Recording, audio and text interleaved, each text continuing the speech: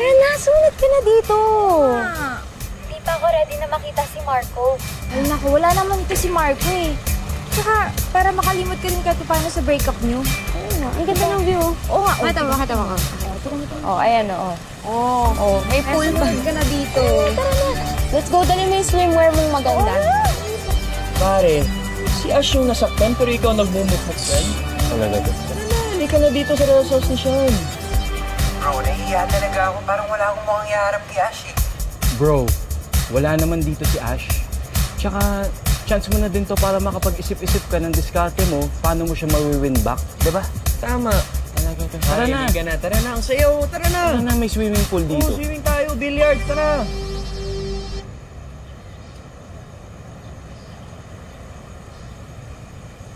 Kala ko ba mag-best friend tayo? Ouch na, best friend. Ano yan? Wala. Ibig kong sabihin, oh man, bestie. Pero bakit sinekreto mo lahat ng to? Nagpanggap kang mahirap, tapos may ganito ka palang rest house. Kahit sa akin, di mo malang kaya magpakatotoo. Hindi mo na ako nagsinungaling. Hindi ko lang sinabi. Eh, ano ba talaga yung totoo sa'yo?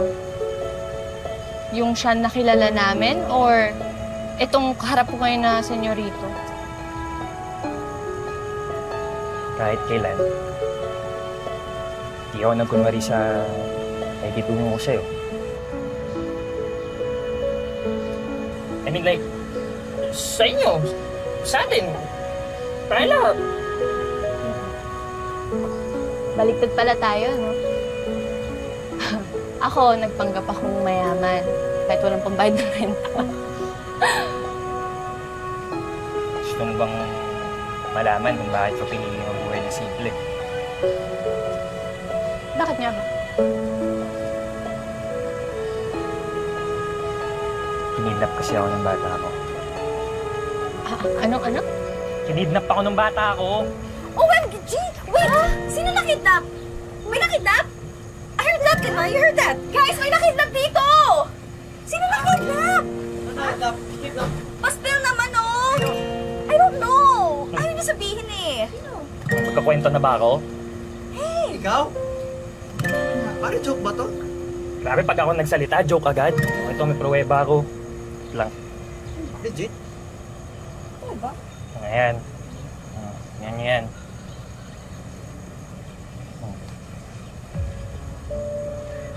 Binayaran naman ni Dad yung ransom sa kidnappers, kaso, ayun, nagkaengkwentro sa pulis. Naipit kami sa gitna ng putukan. Tapos, tinamaan si Papa ng baril. Magmula nun, hindi na siya makalakad ng maayos. Sinisisi ko yung sarili ko na napilay siya. So, nung lumaki ako, sinabi ko sa dad ko na ayoko na ng ganito. Gusto ko ng normal na buhay. So, yun, pinadala niya ako sa Maka, sa aming kasambahay namin. Tapos working student ako.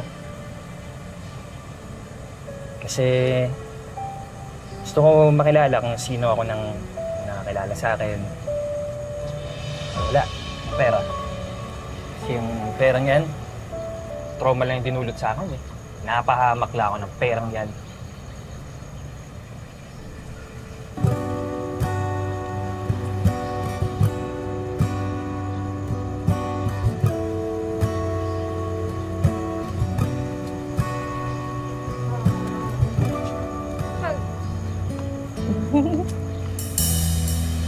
Why does my heart beat like a drum?